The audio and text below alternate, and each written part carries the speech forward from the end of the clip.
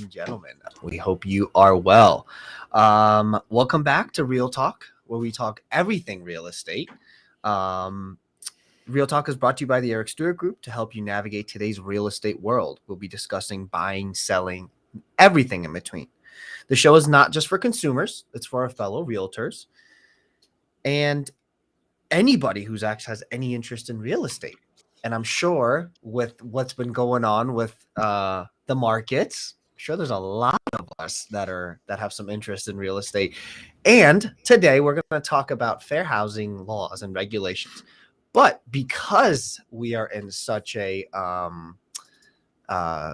fun market, we'll say that to say the least, we're going to take a second at one point today and we're going to go over the what's going on in the DMV market.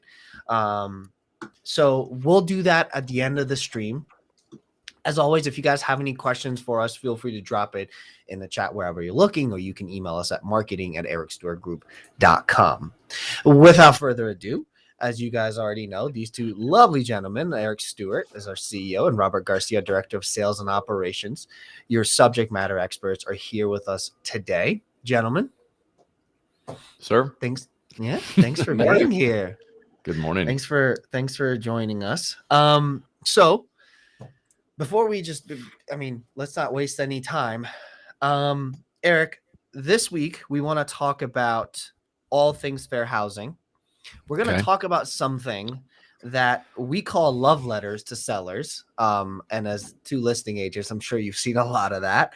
And then we're going to talk about the recent GCAR regulation changes that they made for financial disclosures.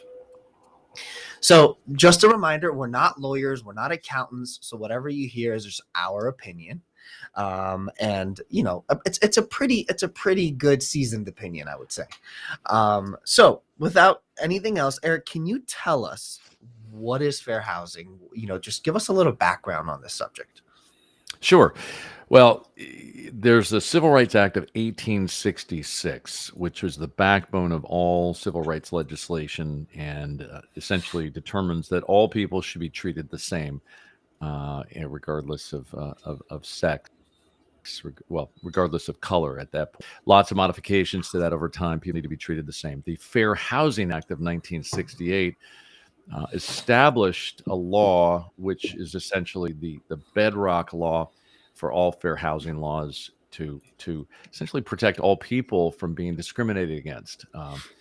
And in my 35th year here, I've taken fair housing classes, 17 or 18 times. I've been through it just in Maryland, and in DC I've done it also, and also in Virginia. And so the consistency of honoring and respecting all people, regardless of who they are, what they look like, how they behave, is really, it's really we all want to be treated fairly, honestly, and with ethics. And I think that's really what fair housing is for all of us.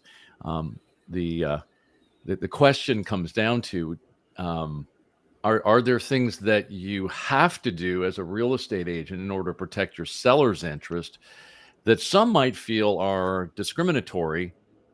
Whereas I would say it's really more a question of having the discernment as a result of the information, being able to make a good decision. For instance, is a love letter something that, because it's coming from this family, is writing this love letter as a part of their offer, does that give them an unfair advantage in communication to a seller? I think that's the question for today. And then the GCAR, by the way, stands for Greater Capital Area Association of Realtors, has established that a financial information sheet, which is how much somebody makes, where they are employed, how long they've been there, whether they have any judgments, lawsuits, liens, anything against them, that kind of thing, that should no longer be a part of the consideration, that we should strictly look at a pre-approval letter or an asset letter as a way of deciding whether we'll accept one buyer or another, as a way of evening the playing field for all buyers.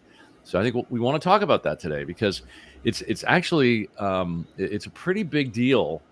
For me personally, I've got opinions on it, and none of us want to be discriminated against. Right? We all want to be treated fairly, honestly, and ethically. Right. So how do we run that balance? That's what we'll chat about. Yeah. So those are thanks for kind of getting us started, Eric. I think those are going to be some key things to cover, especially in a market that we have now, right? I mean, we as listing agents, you guys do a lot of listings. As listing agents, we want to do what's best for our client, right? Like we talk about fiduciary responsibility all the time with the Eric Stewart Group. So this new GCAR regulation that came in is interesting. We'll get to that. Robert, what are some examples of discriminatory things you've seen with like housing practices that people, and maybe let me rephrase that. What are some things that a consumer should kind of look out for, through being able to identify, well, maybe this agent said this, or this person said this, maybe this isn't the way that it's supposed to be. I mean, I don't know if you guys have, either one of you has any examples that you've seen in the past that you guys wouldn't mind sharing with us.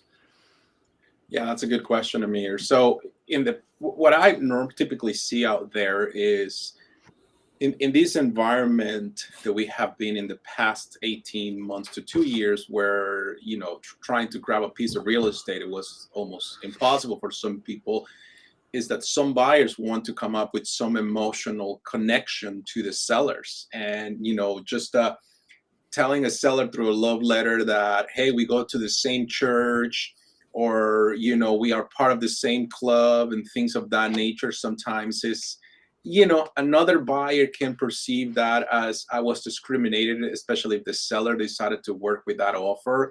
So let's just always tell people is, I will coach buyers to let them know that maybe it's not a good idea to necessarily put themselves in a love letter and try to just buy some, emotional side from the seller.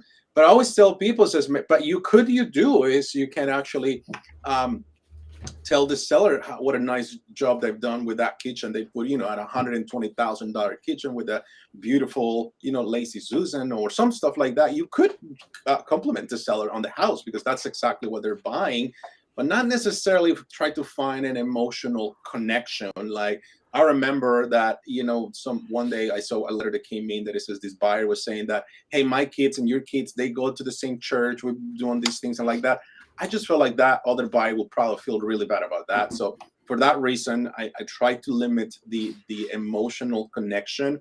And if you want to compliment the seller, let's do it more on the house itself, to value what the seller has done with the property and how lovely it is. That's it. That's just generic comments. It's more about the property. And I'm going to tag on that. I think you're exactly right. You do not make advertising about the people who might buy it. You make the advertising about what someone might do with what they're buying, right? It's not about the people. So when you focus a letter to a seller and try to be relatable to the seller on a personal basis, that's, that is dangerous. I think it's rather focused, like Robert's saying, on the house. I love I love your backyard. I love the flatness of your yard. I like, just admiring the qualities of that. But, but as listing agents, you guys, you've seen this for many years, right? You guys get all these offers that come in. When you're sitting with your seller, how often is it that seller's making a decision based off a love letter, right? Because everybody's in it. I mean, listen, at the end of the day, you're selling the biggest asset you've purchased, right? So you want to net positive in this. So when you guys sit down with your clients, Eric, like when you sit down and you're presenting offers, how often are you really just showing like, well, look at this love letter or look at this thing, right? Not so often, correct? No, not that often. Mm-mm.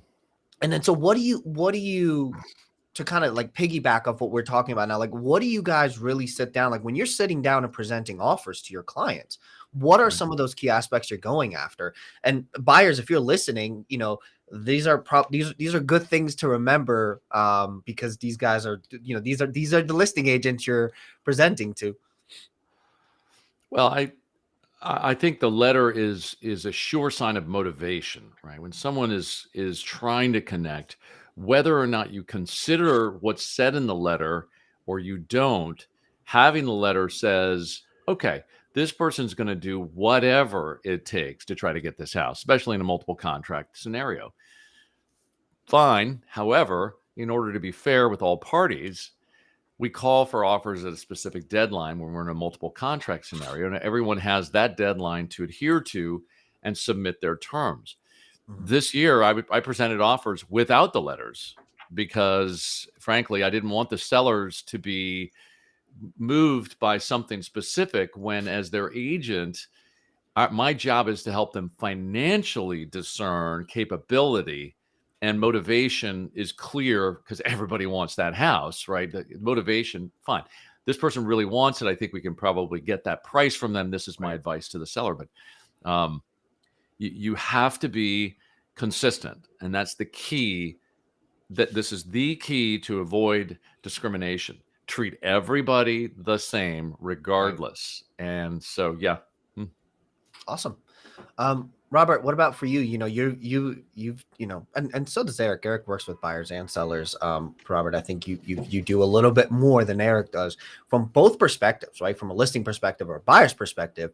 What is it that you found to be successful? I mean, listen, this is kind of outside of the talk of like fair housing laws and regulations. Now we're kind of trying to get into the as you can kind of tell, I'm trying to segue us into like the offers and stuff because I want to talk about the love letters a little bit more and how we could, make sure that you can still, what Robert said to talk about, but what to leave out potentially. But for your perspective, Robert, when you're seeing those contracts come in, right, from a buy side and a sell side, what are some of those things you look for? So in terms of, love letters, it's something that I tend to just not to present to a seller client. And if I'm on the other side representing a buyer, I always tell my clients that most likely the love letter will be removed from the offer, and it may not have any point. But I said, rather than just put in effort in a love letter with a nice picture of the family of the couple, the individual, let's probably make it more about the strength of your offer, and let's concentrate on the offer. Let's concentrate on your credentials. So like, I always look for things like who has the person putting the most amount down for down payment, right? Number one. Two, it will be the earnest money deposit, who's putting a really nice and high substantial earnest money deposit, the length of the contingencies, home inspection, financing, appraisal, radon, you name it. We've been blessed in these last 18 months that those home inspection almost doesn't, I don't ever see a home inspection anymore, but there's some other contingencies. Of course, while we're going to concentrate on also putting, a short settlement date, are we waiving the financing? How far have you gone in terms of getting your finances put together? Do you have just a overnight pre-approval letter, or you have something that is more like a full approval, full underwritten loan upfront, contingent on finding a property and a good appraisal? Can we waive the appraisal and so on? So I always look more for the qualifications of a purchaser if I'm on the listing side, and of course if I'm on the buy side, I always tell my clients, this is where you have to go all in. You have to show these people you really want the house. And I said, at the end of the day, a letter that you can write with a lot of love words and just doing things about who you are and so on, it means nothing to a seller potentially, because at the end of the day, it's a bottom line. Who's going to pay the most in the shortest period of time? That's where we need to concentrate. With that in mind, I think that's where buyers can be very successful at winning in a multiple offer scenario. Remember, also as a realtor, I have to take care of my other real estate agent on the other side. So I got to make sure if I'm on the buy side, I got to make sure that I read all the instructions, provide all the information. We have a beautiful contract summary email that we can also, I include all my offers to the other agent. So if the agent is in multiple offer scenario, they already have all the talking points for the offer right there in front of them. So I make it super easy. Of course, connect with that other agent to make sure that you're on top of the details, just kind of providing the information to make it as easy as possible, and then just hope for the best.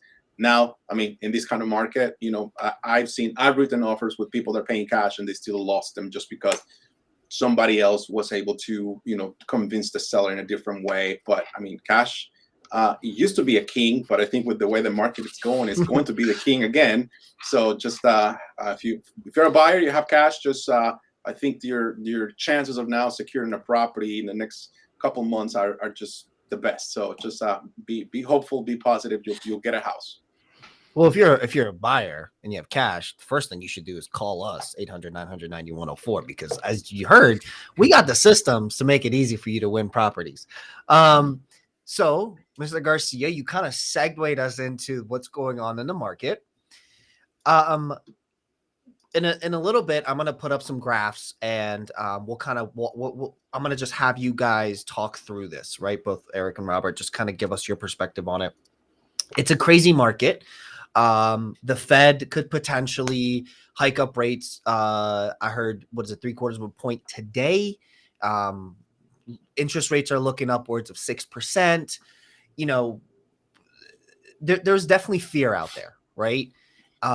So we're going to look to you guys, because realtors are therapists, I believe, as well, to give us some ease in this anxious environment. So Eric, we're going to pull up the first graph we're going to see here is going to be and again, this is for the DMV. If you guys want specifics of where markets are, or free market report, give us a call, 800-900-9104. You can go to ericstewartgroup.com and request that.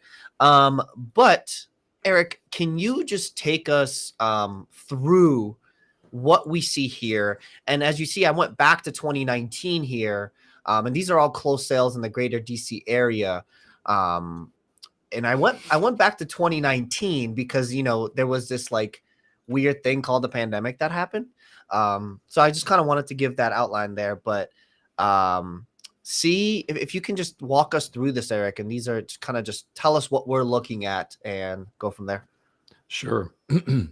So what you're looking at is closed sales. And if you notice, and Amir, can you see my mouse here on the screen or no? I cannot, but if you tell me where to go, I'm happy to kind of maneuver over it. What you see is this undulation where there's a peak. It's like a giant wave sign, okay? And you see where it starts on the far left side, it's coming down into a trough, and then it bounces up again, and then it drops down, and then bounces much higher last year, and then it drops into a trough for this early part of this year, and then it starts to climb back up.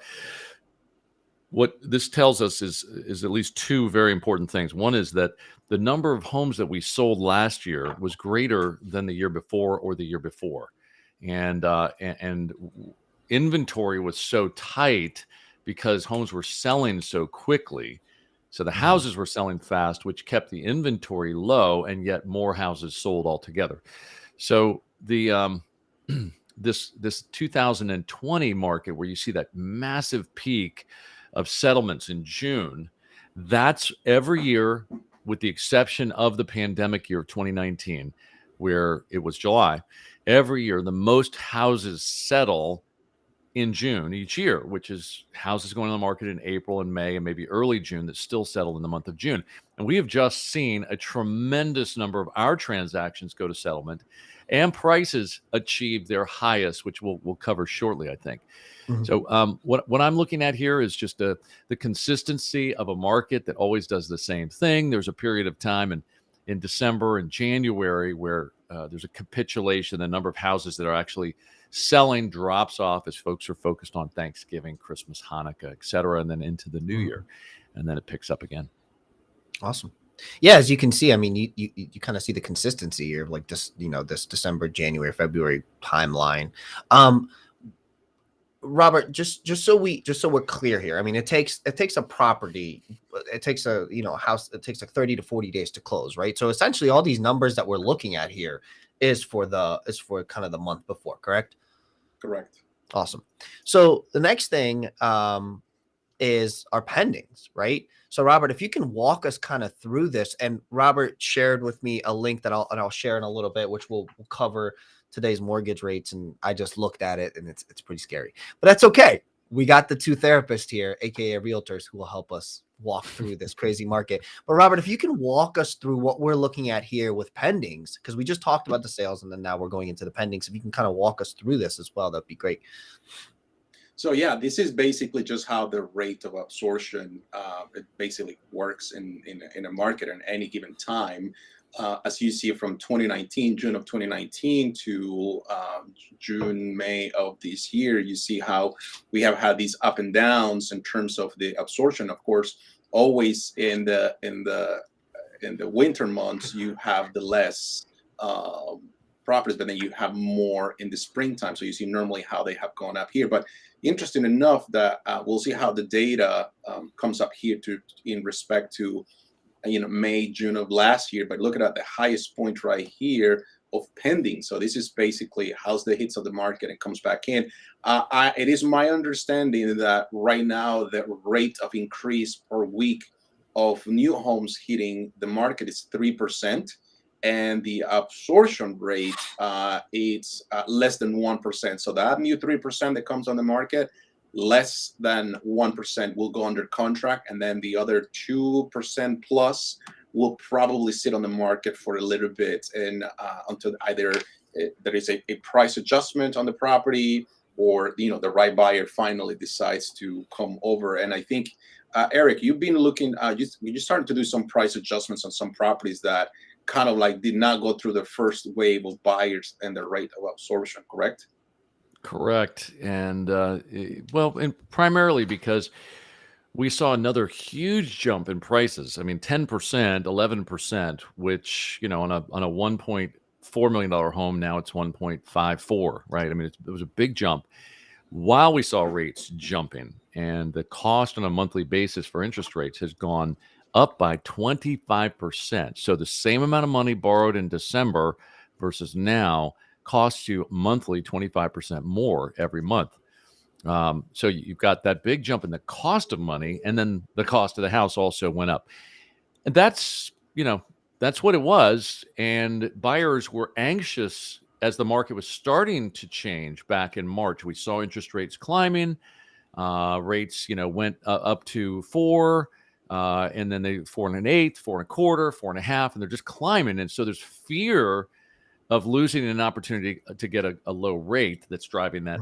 At the same time as there's a fear with the lack of inventory. We still have a lack of inventory. This is the strangeness of this, is that we've got higher rates, we've got lower inventory still, and we're finally seeing pushback on pricing on not every property. I mean, I've just sold properties with multiple offers in the last couple of weeks, but definitely have had to make several price adjustments in order to bring the price away from where our peak was. So peak pricing is past. How about that for alliteration? Peak pricing is past. Say that fast 3 times. Peak pricing is past. Peak pricing is past. Peak pricing is past. Woo. Okay. he was a theater major, so I'm gonna say, and he's a singer, so he can figure this out. Oh, thank you very much. Yes. So drop $1 in the jar on your way out the door. Yeah, there you go. Or you can Venmo us. That's a new thing, by the way. Right. Oh, really? I'm not Get that with the old. times, Okay. Eric. Get with the times. So so I inventory is tight still, but prices have to be corrected into the market that we're in now. Yeah. And then the last thing we see here is exactly what Eric just mentioned, which is inventory is tight. I mean, and you guys can see these are the active listings as things are going down. So Eric, if you want to take a quick 30-second, Sure. and Robert, you as well, to kind of just give us your thoughts on this graph here.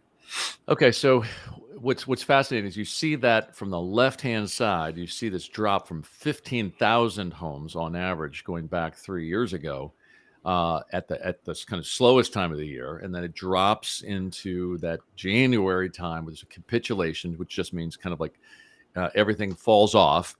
Inventory falls off as people pull their houses off the market, and then we come into 2020. And we don't see the normal rise in 2020 in inventory. We actually see inventory fall all year long as buyers are taking advantage of these incredible rates that we had, as the Fed kept the interest rates low.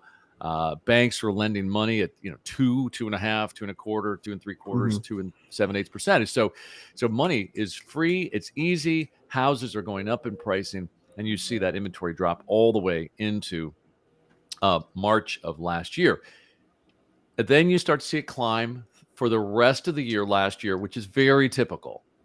And that's what happens is inventory falls into January, and then it starts to creep the rest of the year, and then it falls again. And you can see how it fell from November, December into January of this year, and it's been climbing back up. The fact is that we're still, we're looking at March, April, May. This is reporting May, and it's still low. I think June's going to be probably pretty close to May because there's still not that much inventory coming on the market. Look around, don't see a whole lot of signs around. So that's what it says to me. Yep. For you, Robert? Yeah, just basically the same. It's just I think these the market it's definitely changing. Inventory is not what it used to be. I was having a conversation with one of my agents here in the team that back in January of this year, we had a little under 600 homes for sale in the whole Montgomery County. Like, I mean, that's just probably worth 2 weeks of inventory. As I said previously, about a 3% increase every week in inventory. We are now passing 1,200 homes for sale here in Montgomery County. So you see that number to continue to grow, and that's going to be reflected in the graph. So this graph probably it's going to look very different, 3 months from now compared to what we have been seeing so far in terms of inventory. Yeah. We'll see, Robert. Are you willing to put a little money on that, Robert? I'm willing to put money on that. Let's do it. Let's do it. I'm willing. Yeah. Okay. Throw it down, man. Throw it down. Well, Fairfax, Loudoun County, Washington, D.C., PG County, all the county, everything around here is similar to what Montgomery County was, and just in terms of tightness. And now there's an increase. We'll see. I honestly, Robert, I just don't know that there's going to be that much more inventory. We will see houses, prices. What's going to happen is sellers are going to put their houses on the market, hoping to capture a price that they saw people getting 2 months ago, not recognizing that the price is no longer there. And that's going to make it hard for those sellers. And then normally we see this pricing action through the rest of the year as drifting takes place all the way into December. And then the sellers are exhausted because they've been trying to sell at the wrong price at the wrong time. And so market timing is very, very important. We'll cover that, I'm sure. Yeah, I think we're going to see a couple things. Number one is you're probably going to see some sellers that do want to sell, but where do they move, right? Where do they buy a house? And some of the sellers that have been in their homes for 10, 15 years, they probably refi their homes at a 3% interest rate. So now they have a very low monthly payment, and whatever they want to buy down the road is probably going to be more expensive. So you always have that people kind of like on the fence.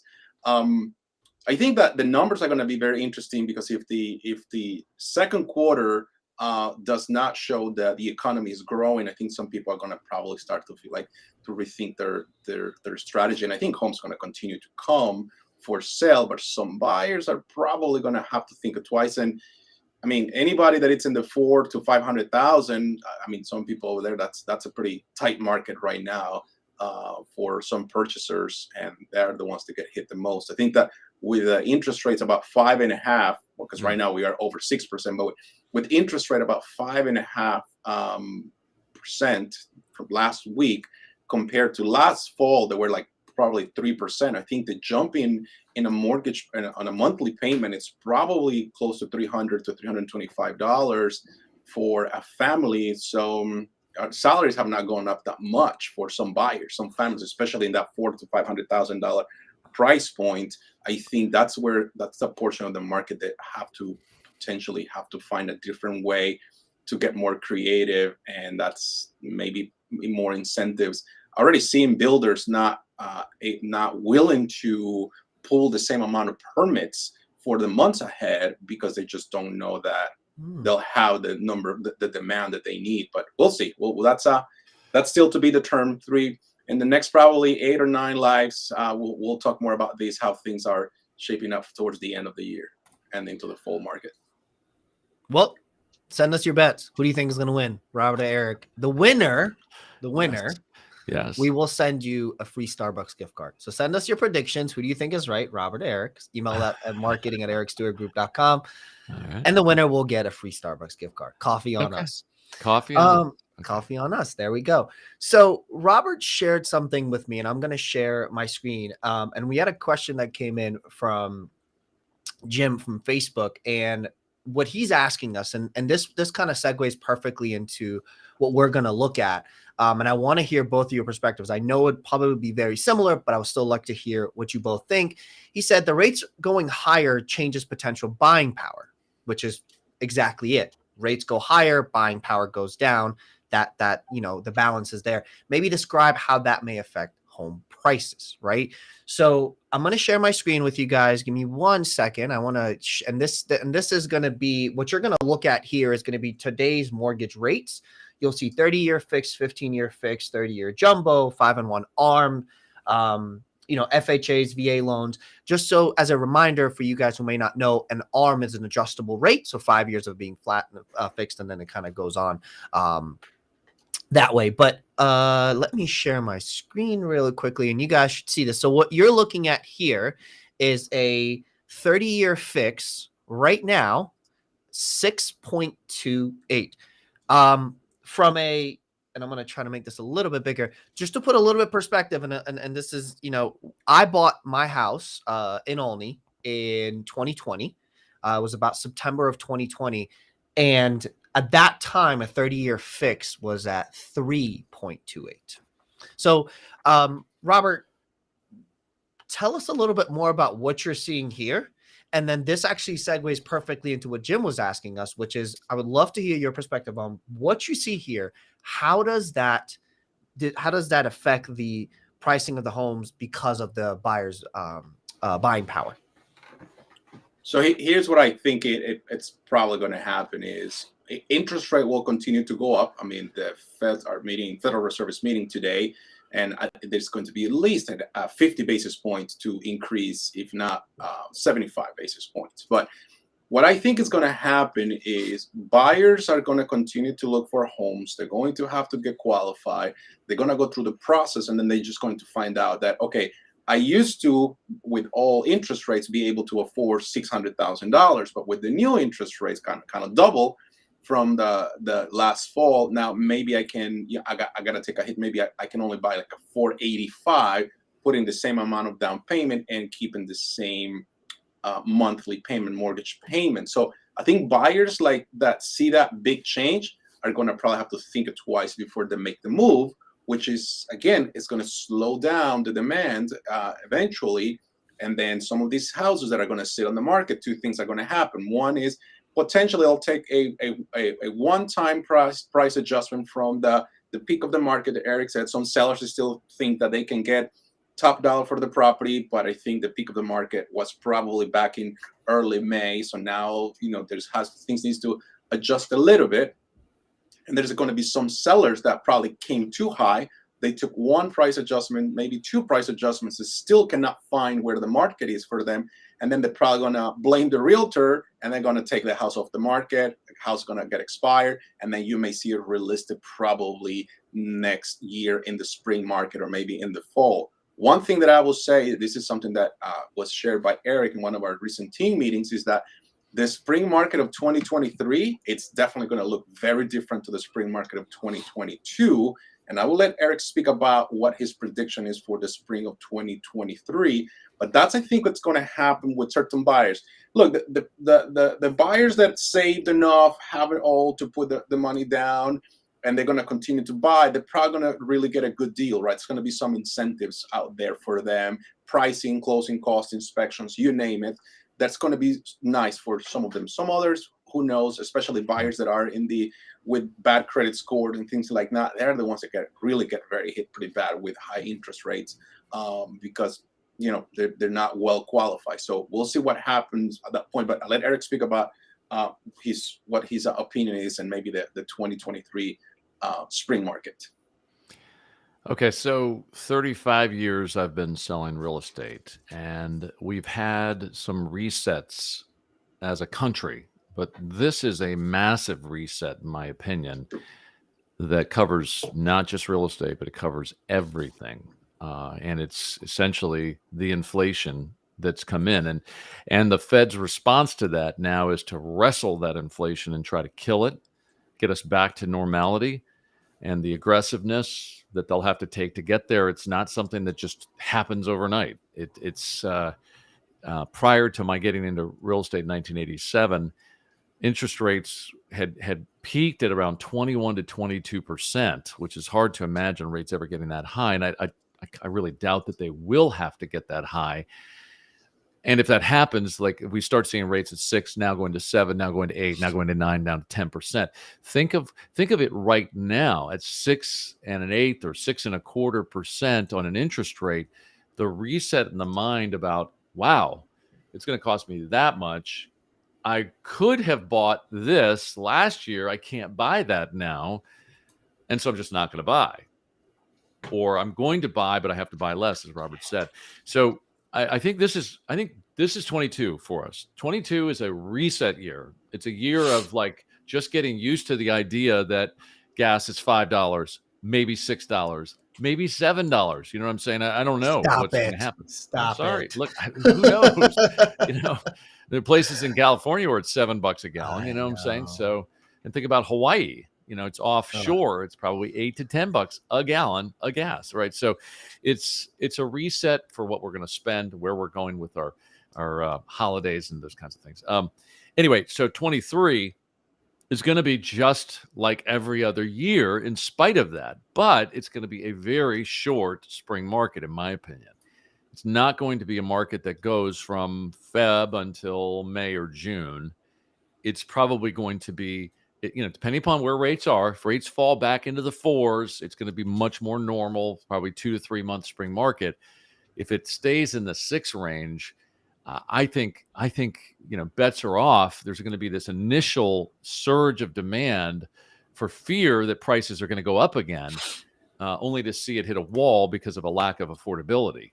And then, then inventory will creep up, and we'll actually see a shift in inventory, which we may see later if Robert's right, later into the year. But I think I'll be enjoying that margarita, not Robert, at the end of this year.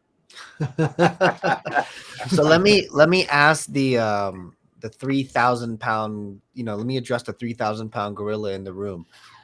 Are we That's a headed big for gorilla. A recession? I know it's a pretty big gorilla. I don't know where I got that number. It was but a 600 pound gorilla, but yours is 3,000 pounds. Well, at a car. At a 6.28%, I think it's reached its max. Yeah. Let me ask the 6.28% gorilla in the room. Are we headed for a recession? Is this so you guys, and let me you saw what happened, although this is a very different reason why we went into that housing crash, right? 07, 08. We're all, I think the fear comes from that, right? Like for me, I watched my parents go through that. You guys went through it. I mean, there is a variety of different ways we've experienced this. But are we headed for a recession? 1, 2, how bad will it get for the housing market? Well, if in fact we're in a recession, if in fact homeowners can no longer afford the home that they're in, okay, let's think about this push-pull that happens in inflation. Everybody's incomes are fixed if they're federal, and then there's a cost of living increase for the next year, right? Which is supposed to cover, just generally the cost of living, which might be an 8% increase in incomes, which is going to feel really good that you're making more money, especially if you're on a fixed asset, like you own a piece of real estate and you're just, paying that same mortgage payment. But Right. If you're renting, everything's climbing. You're making more money, but it's basically shoveling in this door and going out that door. I think that if we, in the 1970s, this is the best example I can draw up, is what my parents experienced, what I experienced as a kid, where real estate actually tripled in the 1970s. From 71 to 1980, my parents paid in 71 $84,000 for their home, and it was worth $250 by 1980. But at the same time, like, we went through 2 recessions in the 1970s, and they weren't long recessions, but they were recessions. And so essentially that's all recession means, is a contraction. Bear is like hibernation. That's why we call it a bear market, because everybody kind of goes into hiding for a little while, right? Mm-hmm. So I think it's pretty likely that we're going to see a recession. Are we in one already? Absolutely. Contracting our spending now compared to where we were 6 months ago. Is the GDP going to recess, contract across our country? I think it's pretty likely. And are we there already? Maybe not. Maybe we're still expanding because in the midst of coming out of COVID, a lot of things have been going back to normal. People are doing things, so I don't think we're quite there, but I think I'll just say one more thing on this is I think Fed Chairman Powell is between a rock and a hard place. He's in the worst scenario that a Fed chairman can be in, having to raise interest rates into a softening economy. Inflation climbing. This is the old stagflation, stagnant, which is still, think of stagnant water that, that's just gross, right? Stagflation means we've got increasing prices and an economy that is not growing. If we get into that scenario, it's kind of going to be kind of miserable. We're all going to be like, it's going to cost more for everything all around us. And the most precious thing that's going to be out there is what? What do you think, guys? Cash, right? Cash is king. Having the cash. So are we going to lock up like we did in 08, 09? I don't think so. Are we going to see people having to sell their homes and that bringing more inventory in the market in a recession? That's usually the case. But a lot of real estate was purchased over the past 5 to 10 years by investors, and they're not pressured, I don't think, the same way. We'll see. Maybe they will be pressured because their books will soften up and they'll need to lighten up their debt, which will push more inventory back into the market. Let's see. I don't know. It's a long conversation. Yeah, and I was gonna say, if you guys are, if you have any questions, feel free to add that into the chat, and we're happy to answer it. If it's something that you need a little bit more insight on, you want to talk to us, call us at 800-900-9104. But I think the one thing that that you mentioned, Eric, is like, and the positive thing that we see is like in 07, 08, they were just lending to anybody, and I love to use this term, anybody who could fog up a mirror got a loan. Whereas now, I mean, that is, when I was buying, I remember, I think the day before settlement, they were calling us and being like, hey, does Amir still have a job? Like, that should give us a little bit of reassurance that we're still, at least we're lending to people who can pay for it. But like you mentioned, with the stagnant inflation and the inflation and so on and so forth, things are going to change. And there were a lot of houses that were that went up for a lot more. Mr. Garcia, yes, sir. Your prediction, sir. What do you think we're going? I mean, we already started the betting line. I'm going to have to call Vegas to ask for some odd lines here soon. But where do you think we will be? Because you mentioned that you think Q2, so quarter two numbers, you think are going to be the growth. Those growth numbers are going to be either lower than what we predict, or it's going to be pretty stagnant. By the way, Redfin, Compass, and you mentioned another company again today. They've laid off. I mean, there was 900 people laid off from Compass and Redfin yesterday. And then there was another company you mentioned. Rocket Mortgage. Rocket Mortgage is also on a layoff spree as well. Yep. So numbers, we're starting to see some things. What do you think, Mr. Garcia? So I think that we most likely will go into a recession for sure. There's no question about that. I think we will get there. Is it going to be in after Q2? Maybe. Honestly, you know how the stock market works. It's based on predictions and fear. So if it could be that this all has been put together to help to reduce the inflation, to say, hey, United States is going into a recession after Q2. Everybody's going to have to rethink, oil and all these things, probably, because that's exactly what we need to do, is slow the spending. So maybe that's part of what's going to happen. I think that people are going to be more conservative with their money, and they're not going to be spending money in certain things that they were thinking of, like those upgrades in their homes or vacation, and definitely, road trips and so on. Those are going to be things that some people have to put on the side for now. Remember, they have to keep the basic mortgage, heating, electricity, and food on the table, and education and health, medicine, right? Those are the things that people are going to do that. There's some reports that I've read that it says the average American family is sitting on a pretty nice amount of savings However, because of the inflation, everybody's actually taking money out of savings to be able to just survive because everything is more expensive. So that may be something where, as I said, people think going to hold on to spending for in the next probably quarter to 2 quarters just to see how it is. So we will go into a recession most likely. How bad is it going to be? I unfortunately don't have the crystal ball.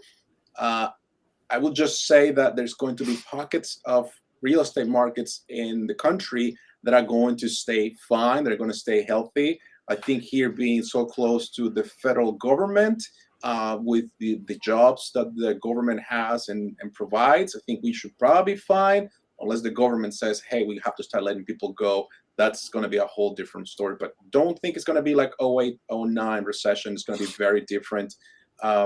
It's going to be more about being more conservative with the spending. Now, for realtors, I will tell you this.